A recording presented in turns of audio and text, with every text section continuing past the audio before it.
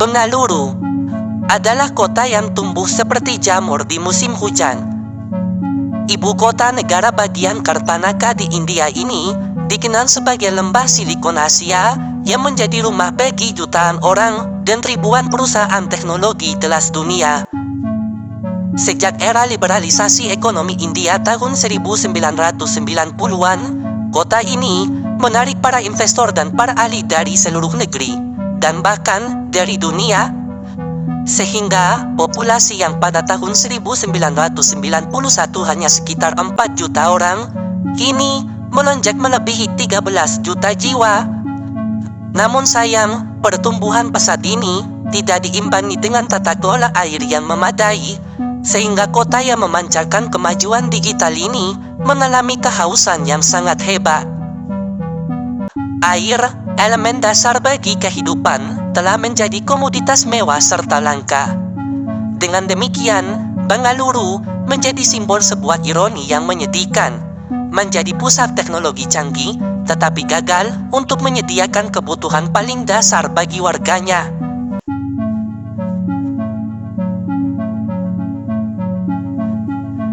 Dahulu, Bengaluru memiliki lebih dari 280 danau alami, tetapi kini hanya menyisakan kurang dari 80, dan sebagian besar di antaranya telah terkontaminasi. Alih-alih menjadi penyimpanan air hujan dan penyeimbang ekosistem, danau-danau ini telah dijadikan tempat pembuangan limbah dan lokasi pembangunan ilegal. Salah satu contohnya adalah Danau Belandur yang saking tercemarnya seringkali mengeluarkan buih beracun dan bahkan terbakar akibat limbah kimia yang menumpuk. Bengaluru tidak memiliki sungai besar yang melintas. Untuk mencukupi kebutuhan air, kota ini mengandalkan Sungai Kauferi yang berjarak lebih dari 100 km. Setiap hari, sekitar 1.450 juta liter air dipompa dari sungai ini menuju kota. Kendati demikian, dengan populasi yang terus meningkat, kebutuhan air harian kota saat ini melebihi 2.100 juta liter per hari. Dan ini berarti terdapat defisit harian sekitar 650 juta liter, sebuah angka yang cukup mengerikan untuk sekedar dibayangkan. Karena itu, tidak heran jika lebih dari 40% penduduk kota ini harus bergantung pada sumur bor atau tanker air swasta, yang kadang dijual dengan harga yang tidak masuk akal. Ironisnya, pasokan air dari Sungai Kauferi sendiri menjadi sumber konflik. Demikian ini karena negara bagian tetangga, yaitu Tamil Nadu, juga menggantungkan hidup pada sungai yang sama, dan pada akhirnya sengketa air Kauferi memicu protes besar, kerusuhan, serta ketegangan politik lintas batas negara bagian. Ketika air permukaan tidak mampu untuk mencukupi kebutuhan, masyarakat beralih ke air tanah. Namun sayang, dalam 20 tahun terakhir, level air tanah di Bengaluru turun secara drastis. Data menunjukkan bahwa di beberapa wilayah seperti Sarjapur, kedalaman air tanah kini mencapai lebih dari 1.000 kaki. Dan lebih dari 90% rumah tangga kaya dan industri besar menggunakan pompa bor dalam, tanpa adanya kontrol yang kuat dari pihak pemerintah. Masalahnya, ekstraksi tanpa rehidrasi telah menjadikan tanah di bawah Bengaluru seperti spon kering. Dan ini tidak hanya memperburuk kekeringan, namun juga berisiko menyebabkan penurunan permukaan tanah serta kerusakan ekologis permanen. Jaringan pipa air Bengaluru adalah warisan kolonial Inggris yang kini telah usang. Lebih dari 40% air bersih yang dipasok hilang karena kebocoran, pencurian, atau distribusi yang tidak efisien. Selain itu, lebih dari 1.500 koloni dan kawasan pemukiman belum terjangkau sistem air resmi. Dan ketika air bersih menjadi komoditas mewah serta langka, pasar gelap pun tumbuh dengan subur. Tanker-tanker air swasta yang seringkali dikendalikan oleh mafia lokal tampil menjadi penyelamat, tetapi sekaligus menjadi penyisap darah ekonomi warga. Dari sinilah tragedi modern Bengaluru mengakar dengan kuat. Warga kelas bawah harus membeli air untuk bertahan hidup, bahkan dengan penghasilan yang tidak seberapa. Banyak keluarga menghabiskan antara 30 hingga 40% pendapatan mereka hanya untuk membeli air. Mereka harus membayar antara 3 hingga 5 juta setiap bulan hanya untuk membeli air.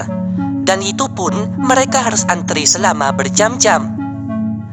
Tingginya permintaan menyebabkan keterlambatan, dengan warga harus menunggu setidaknya 1 atau 2 hari untuk pengiriman air.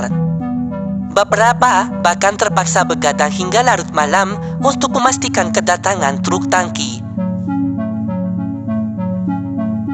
Krisis air Bengaluru tidak hanya berdampak pada kenyamanan, tetapi juga memperlebar jurang sosial.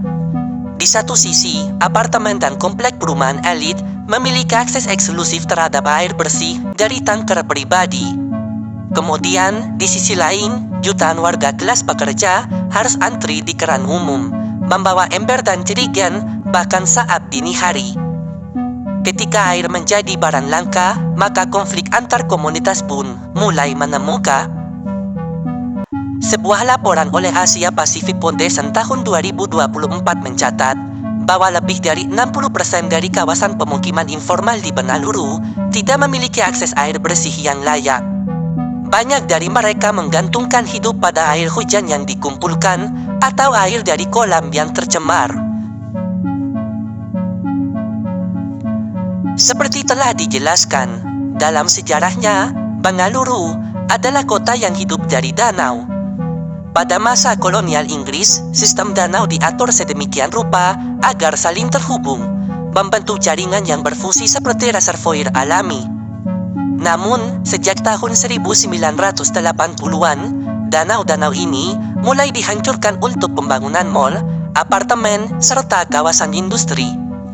Dan kini, danau yang dulunya indah telah berubah menjadi kubangan limbah. Banyak di antaranya mengalami pencemaran yang sangat parah akibat pembuangan limbah rumah tangga dan industri secara langsung. Danau Fartur bahkan menjadi simbol dari kematian sistem air alami Bengaluru. Danau ini secara berkala menghasilkan buih putih beracun setinggi beberapa meter yang sering meluber ke jalan-jalan. Dengan demikian, meskipun Bengaluru adalah pusat teknologi India, nyatanya tidak ada teknologi yang dapat menggantikan ekosistem yang telah rusak.